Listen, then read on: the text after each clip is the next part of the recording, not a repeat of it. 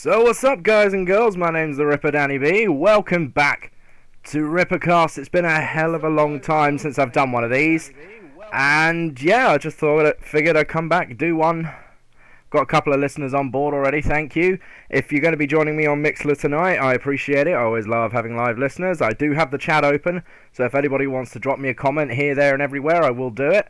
I'll answer your questions, and of course I will be uploading this to YouTube afterwards, just so anybody else can get their hands in.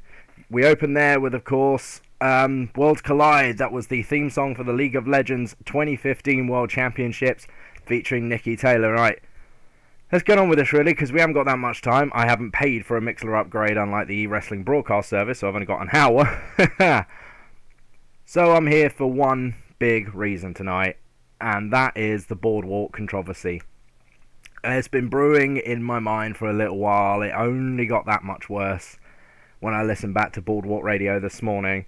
And I'm going to start right at the very beginning, because everybody seems to be skirting around this, and I'm not one for pulling any punches. Most of you know that, or about me already. I'll say what's on my mind, so I'm going to go back a couple of weeks. The Internet Championship.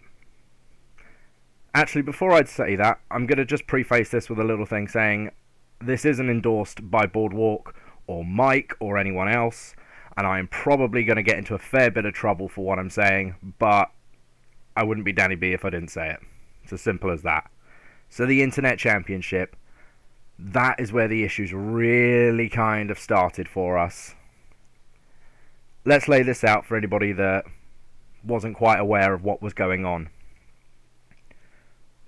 A week and a half ago, CJ O'Donnell was set to defend the Internet Championship against Amy Jo Smith, who won an Internet Championship Battle Royal the week before. The turnout of that was CJ did not roleplay for that match and just gave up the title. Now, I'm not going to be a complete ass here.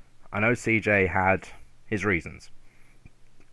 I spoke to Chris before the match went out, and he reiterated, and he was right, that he asked for that week off to take some time to prepare for me at Crowning Achievement. Understandable.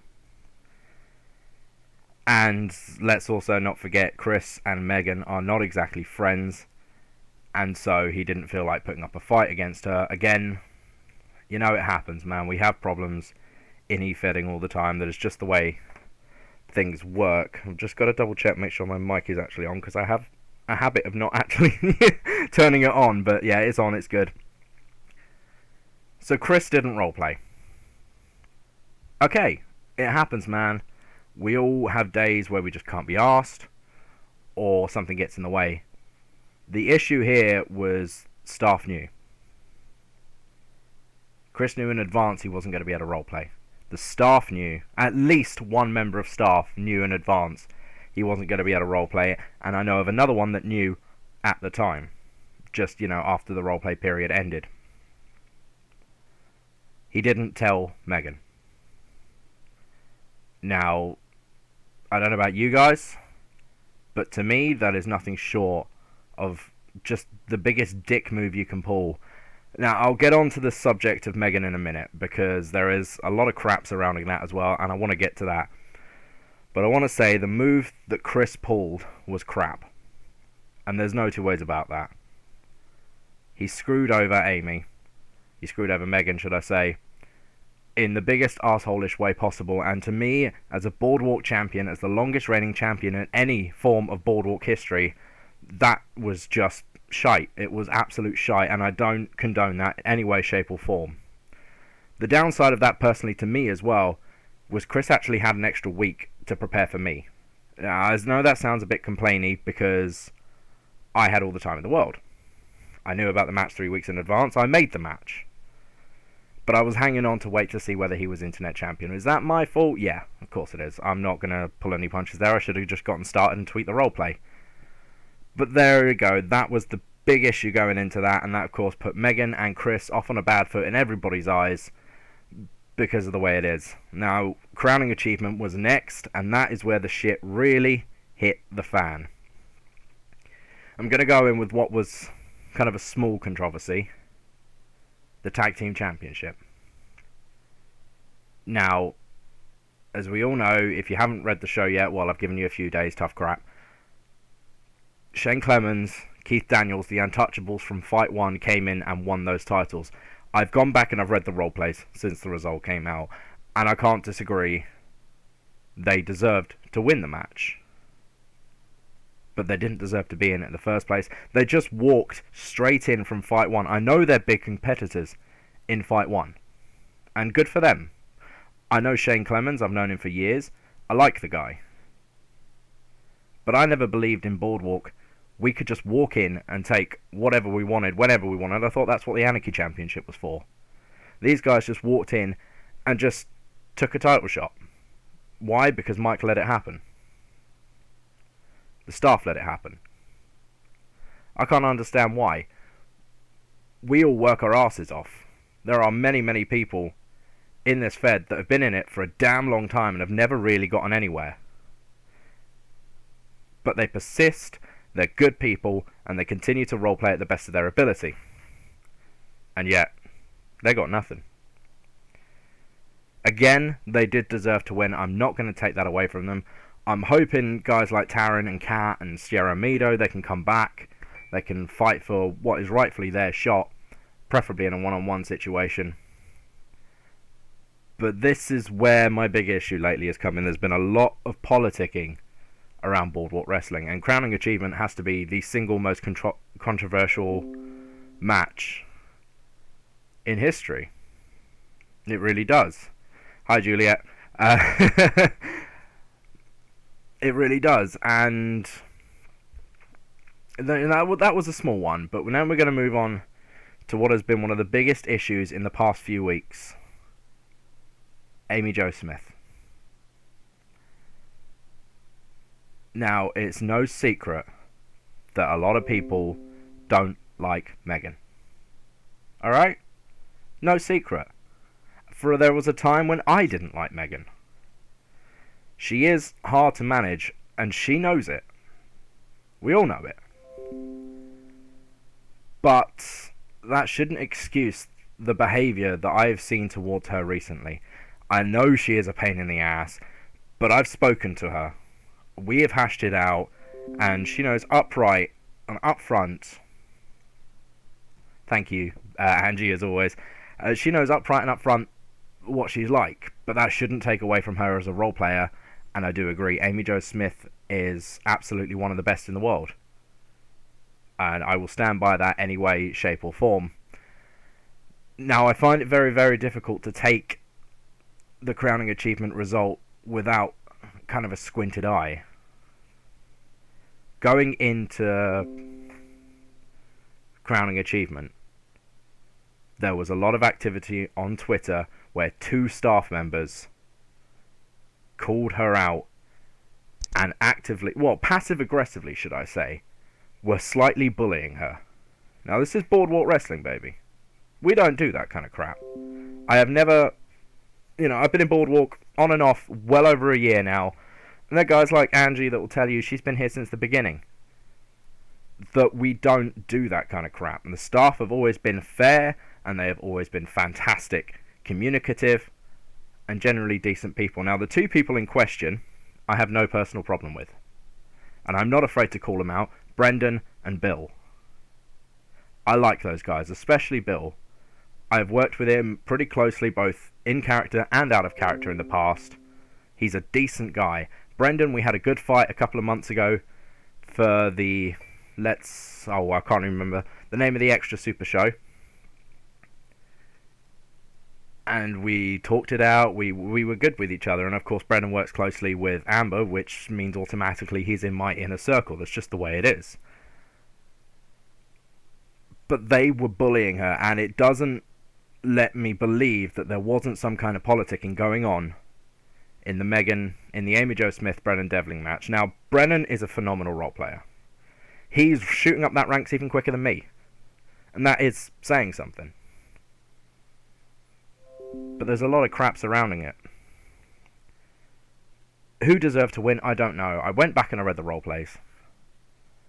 But considering the stunt that Brendan pulled, on the Internet Championship match only the week before. If he had any involvement, I can't help but feel like, same as Bill, that their prejudice towards Amy Jo Smith really affected that match. And I don't want to say it, and I don't want to keep calling people out, but this is just the way it is, baby. Fact is, there's a lot of crap going on, and I don't want to see it. I stand atop Boardwalk, and I often stand back and just watch what's going on. I don't often get involved, as you guys know. I'm out of character once in a while on the boards, but I tend to just sit back. I'm watching everything. I always am, and I've got my eyes in a lot of pockets, as it were. I keep in touch with a lot of role players, and I keep in touch with the staff. I try and be a good middle ground for new guys coming in, as a liaison to the staff. I know the staff are pretty open, but sometimes people don't always want to go there. Especially when you're new, you don't always know what the staff are like. We've all been in many different feds where the staff are arseholes, no matter how good the fed is. So I always try and be that kind of middle ground, and I have spoken to a lot, and I mean a lot, of our roster recently about some of the things that are going on, and there's been a lot of grumbling noises. I hope people understand. Megan knows she's a pain in the ass to work with, but if you talk to her, you spend the time actually explaining your issue to her, she will say straight up, I'm sorry, I am the way I am, let's try and work around it. Simple as that. Stop being so damn passive-aggressive on Twitter. I love Twitter. I think it's an amazing tool to help us get across everything we need. Most of us use it for our character interactions. A lot of us use it to promote our fed, ourselves, and our role players, and me and a few other guys use it to promote stuff outside of YouTube as well. Outside of YouTube, that's exactly what I had on the brain there. Outside of fedding. But it shouldn't be a tool used to pick on people. And I've seen a few others do it where they kind of cross the line from Shark Tank, I love that one. A few people cross the line from in character to almost bullying. Ramona, you're one for doing that. I love you, girl, but it is the way it is. Okay, and then we are going to move on to my match. And there's a lot of fucking crap going on around my match. Let's say straight up, first of all, Pettis has stated this on Boardwalk radio. He's stated it many, many times, and I'm going to reiterate. The stipulation between CJ and myself, that was Chris's idea, and it is legitimate. He is gone from Boardwalk Wrestling. And I know there are tons of people in a Boardwalk now, and that have been in it before, that are happy to see his ass gone. I'm one of them. The guy has been a shit stirrer for a long time. Is he a bad guy? No, but he's a power player. Goes for a lot of us. I mean, there's a few egomaniacs in Boardwalk. And when one egomaniac crashes with another egomaniac, hell breaks loose. I should know, I'm probably the most egotistical motherfucker on the planet.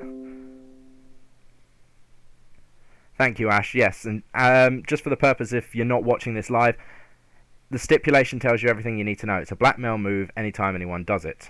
And it was. I know it was. He was trying to get sympathy into his corner. And it almost worked. It almost bloody worked. And that's the thing I'm going to get onto in a minute. Because the whole voting on that match, whew, yeah, I'll get to that in a second. But the stipulation was legitimate. And Chris went and skipped the internet title match, giving himself a slight head start in the role plays. Yeah, okay, fair enough. It's not the first time somebody's tried to get round me the cheap way. Let's be honest.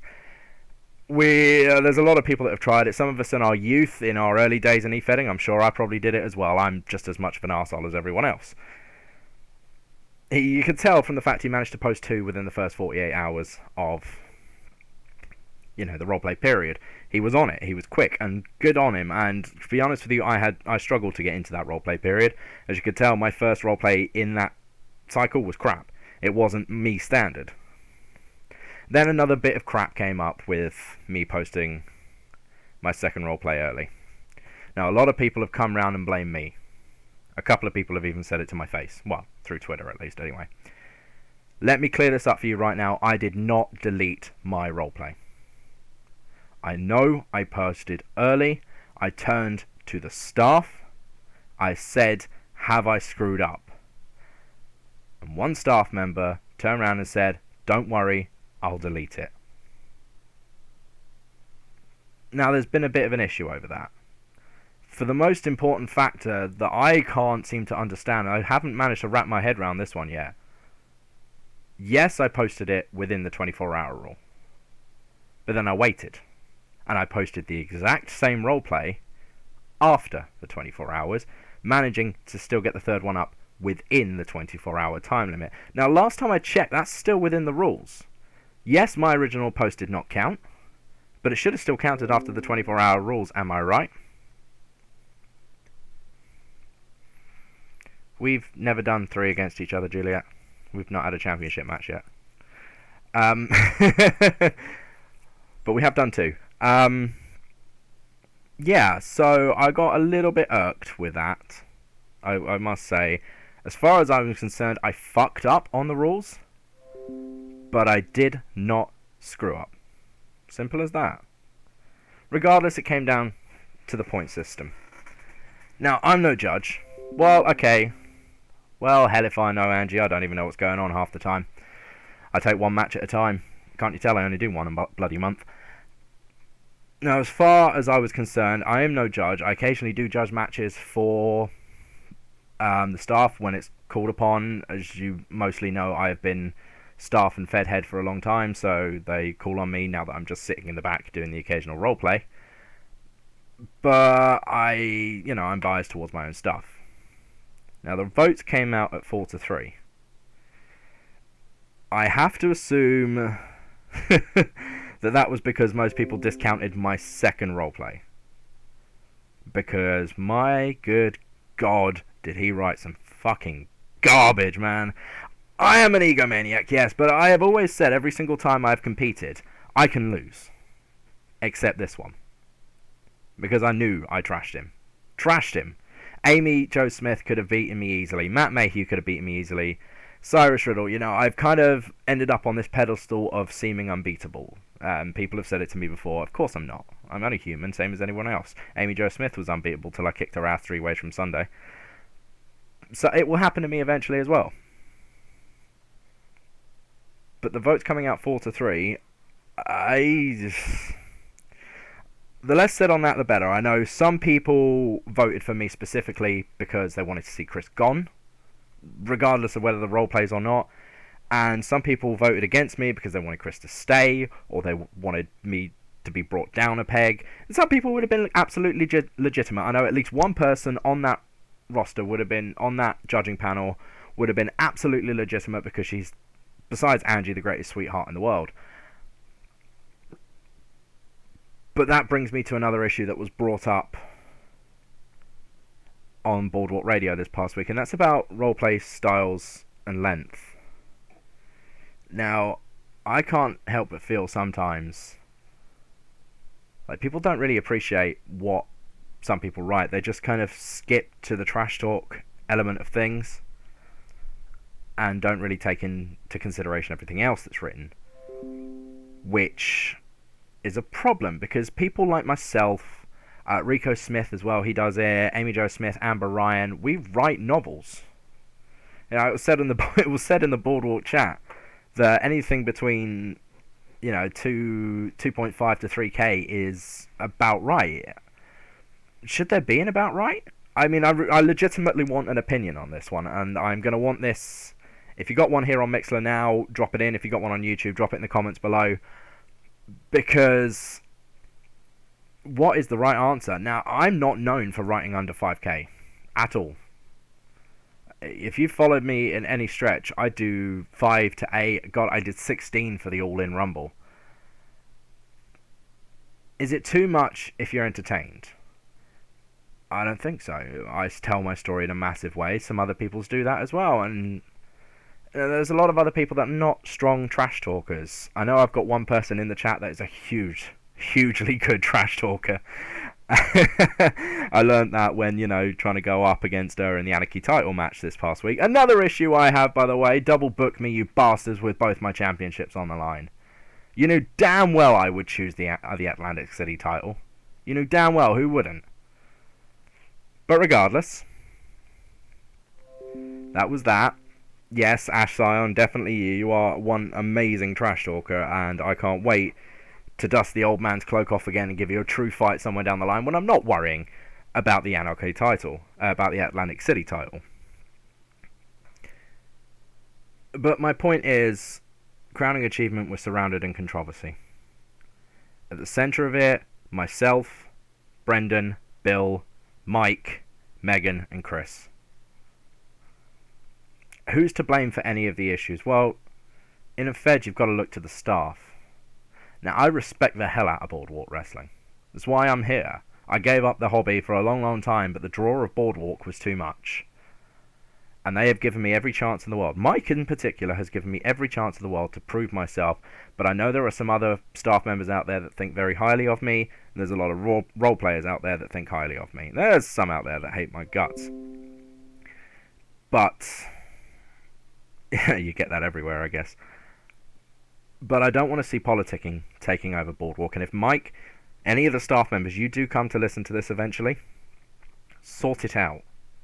Because I don't want this crap to carry on, because you're going to continue to drive away the good role players. Yes, we got rid of Chris.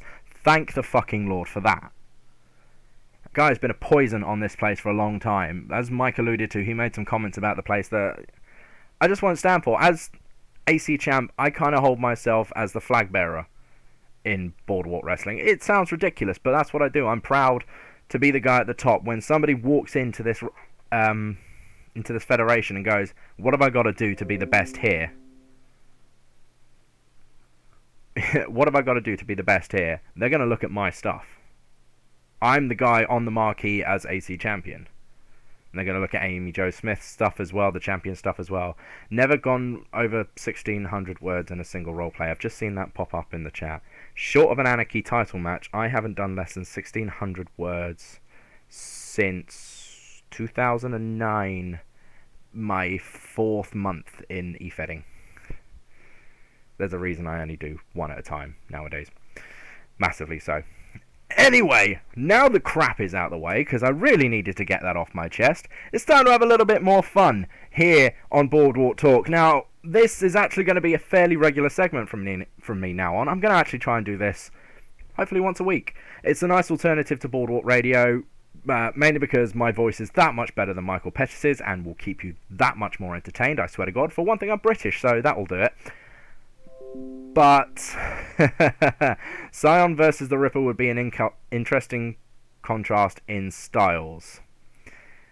Now, let me say something about the styles thing while you're on it. There are 2 people in Boardwalk that match me. In fact, no, truly, there is only one, and that is Amber. Because we have drawn so much inspiration from each other over the years. Amy Jo Smith and as I said, Rico Smith, they are also novel writers, just like we are.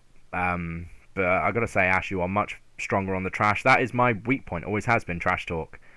I can tell an amazing story. Unfortunately, when I come up against Amber eventually, which, if I continue to hold this belt past Brennan Devlin, may happen sooner rather than later, because that case is just itching in her damn pocket right now, and I know it. She gets me in pretty much every value, so there it is. So let's take a look quickly at the rest of Crowning Achievement, because all in all, it was a hell of a show. It was well written. Despite all the crap surrounding it, it was a well written show. The role plays were amazing. I want to say Claire Fox is continuing to dominate the mid-card division as Casino Champion. She looks unstoppable. Quite frankly, if Fox was to come up against me right now, I think she'd put up a hell of a fight. I have beaten her once before. Doesn't mean she wouldn't come back. She is phenomenal. I absolutely love her, and of course, if you don't know already, she has also been promoted to staff recently. So she's going to have a great influence on Boardwalk, and I know she is. So congratulations to Claire Fox. The Anarchy title match, this is one I want to get to. The champ is here. Well, not here, in the chat room. What an amazing match that was. We've had a bit of a mismatch with Anarchy the last couple of weeks. The week that Darren Zion won it, there was tons of people coming in from all over the Fed. I think Buddy Royal was controlling about 4 of those characters at that time. Amy Jo Smith was involved. Amber, of course, was involved, the former Anarchy champion. And it was all over the place. And then the next week, it pretty much just ended up as a slew fest between myself and Darren, which was, a lot of fun, I guess. It just kind of came and went. There wasn't really a lot to it. But this week, for Crowning Achievement, it stepped up. A lot of the new guys coming in from UTA and elsewhere, they got involved. Ash obviously came out. She was the one booked to officially face Anubis one-on-one, and she destroyed the damn thing. Classic Anarchy match, and that's exactly what this division is all about. I loved seeing it because so many people got involved. It could have gone either way. It was an amazing contest between some amazing competitors. Now, as we've seen in the Anarchy title match before, people can absolutely thrive in that match. Absolutely thrive in that match. And then, when they're sent up to the singles competition, they flounder. And it's going to be very, very interesting, especially for Ash, who is listening in right now. What's going to happen in singles matches from now on? I've got to say, respect to the champion, hell on high water. She has already said that her singles match Boardwalk Cup this coming week will be for the Anarchy Championship. That is a champion, ladies and gentlemen. Somebody that will fight any step of the way, and I love it. Speaking of a champion that will fight any step of the way, I want to make sure I get this out because I don't often pat myself on the back. Okay, I do. That's a lie. But there was an interesting concept presented to Mike for the Boardwalk Cup.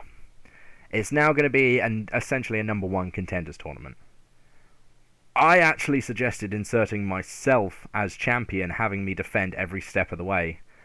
I thought that would have been an amazing idea. They didn't go with it. I'm quite upset with it because as much as I'm looking forward to the match with Brennan Devlin, I thought, the chance to have anybody come out of nowhere and win the belt would have been amazing. But there you go.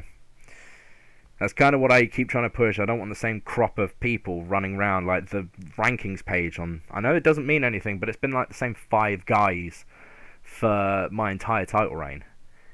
And yeah, I'm glad to see Brennan come out of nowhere and take that top spot, becoming only the second person to defeat Amy Jo Smith in singles combat, which I should probably get to in a minute, but there you go.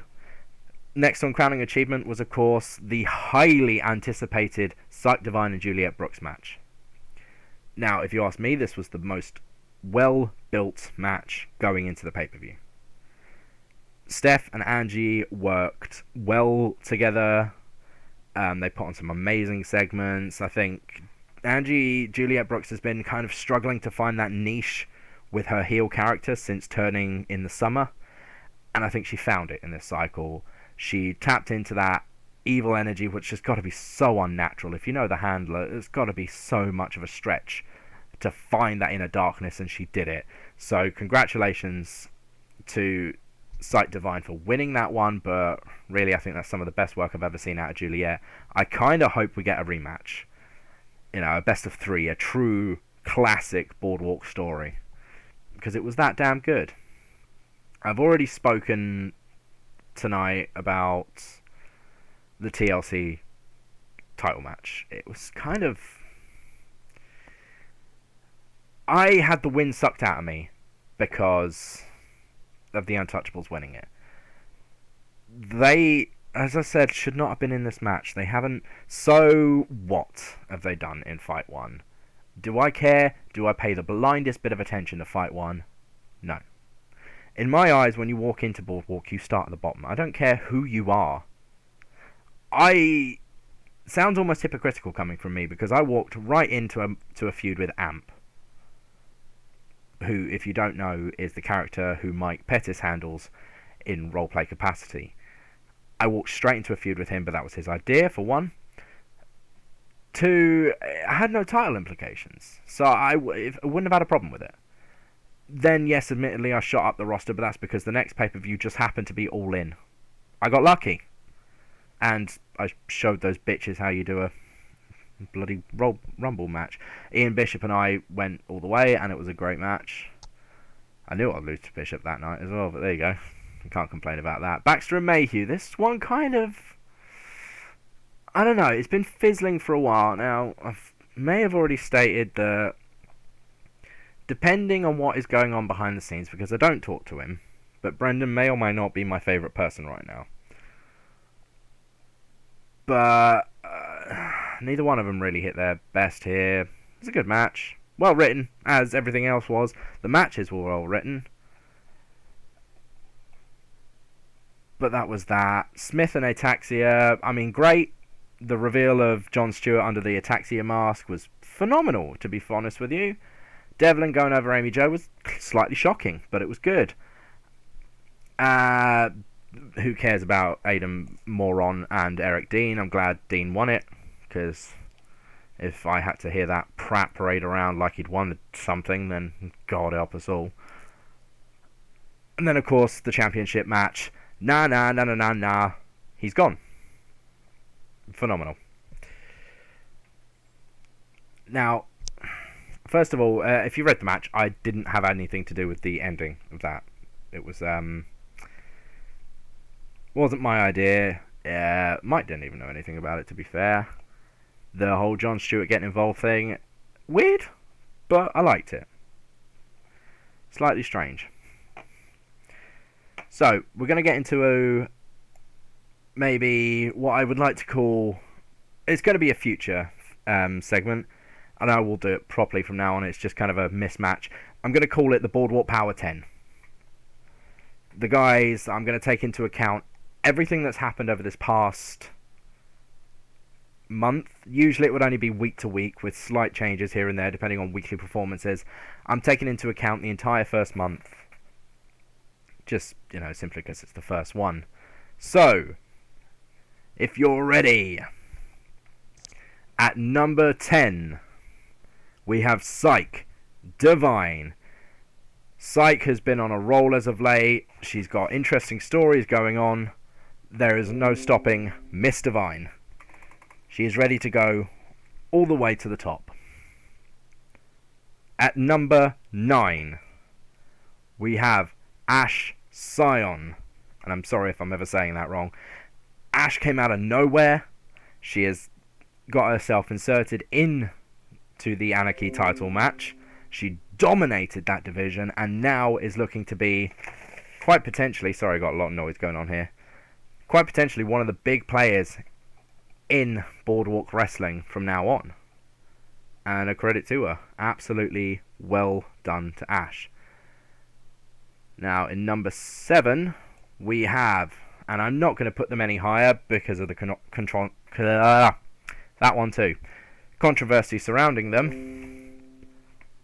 But the Untouchables, Keith Daniels and Shane Clemens come in at number 7 because their debut here in Boardwalk was outstanding.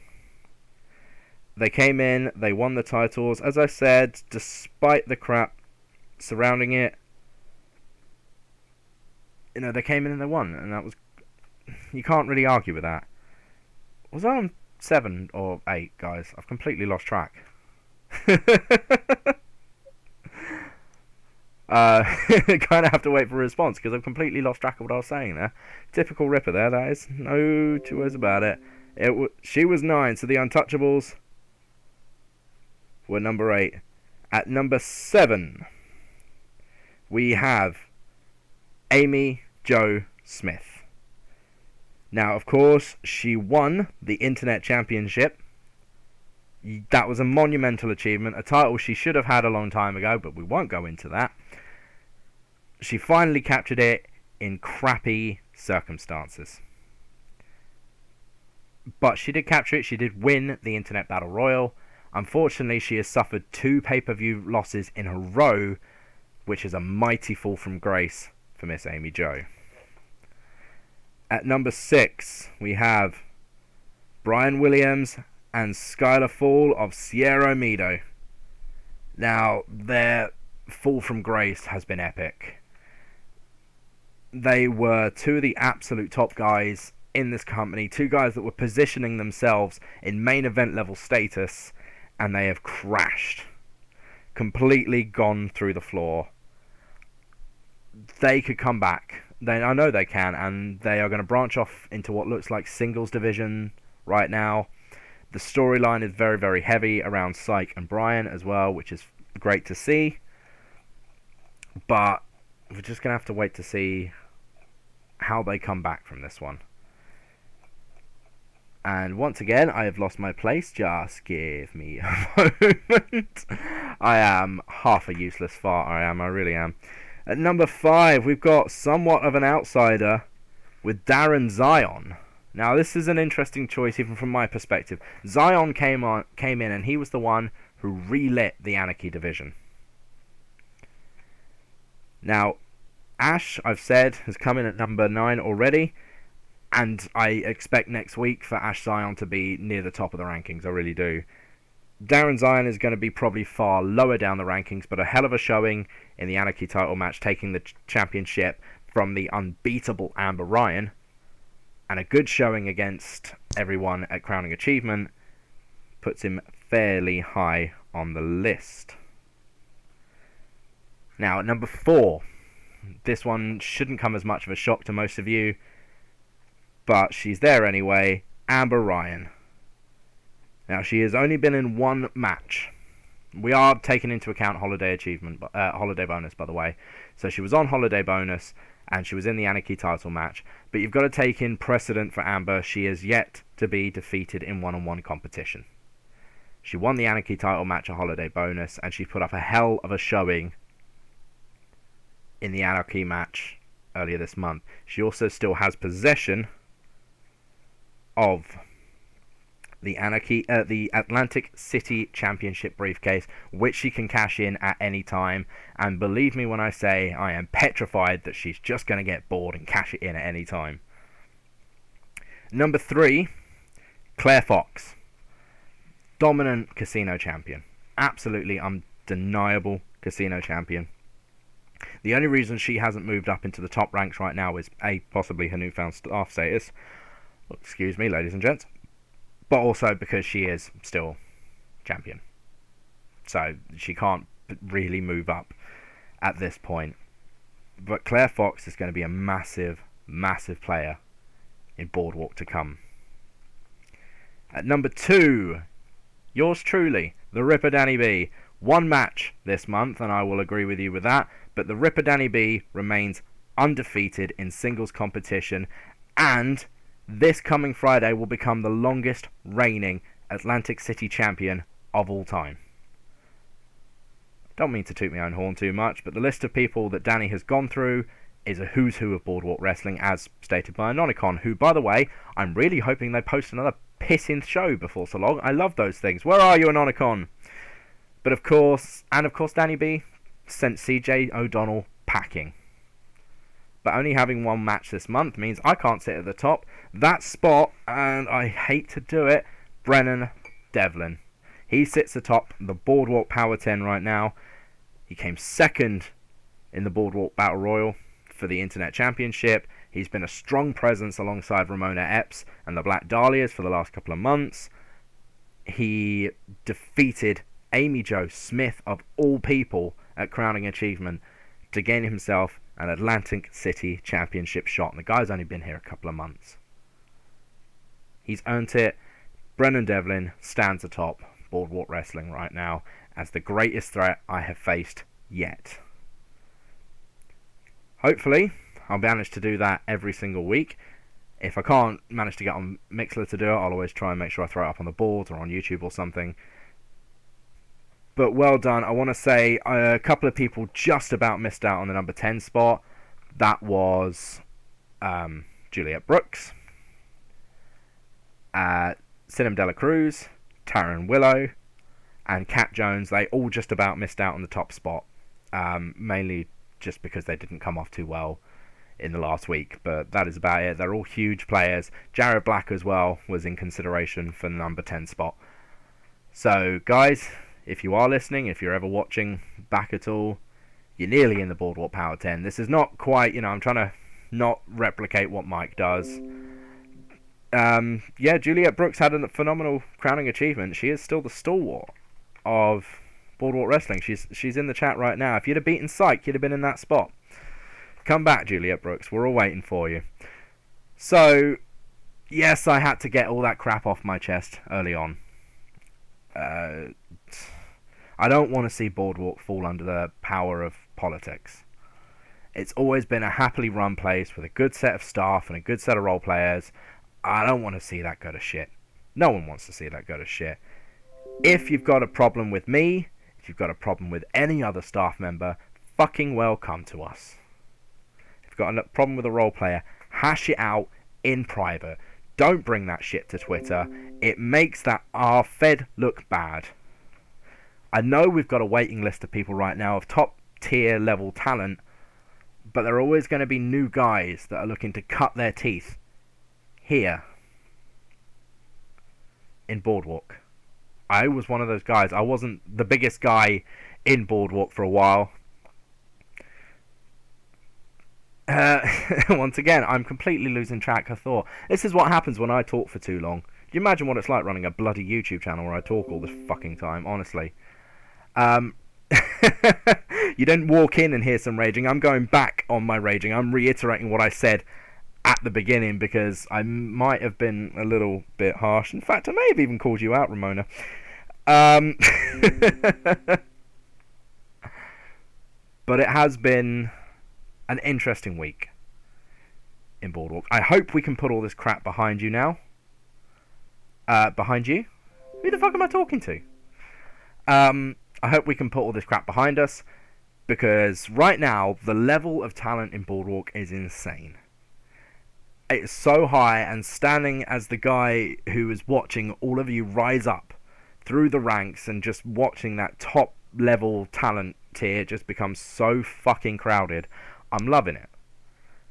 And I'm waiting for the next challenge. I know Brennan is going to be a hell of a fight.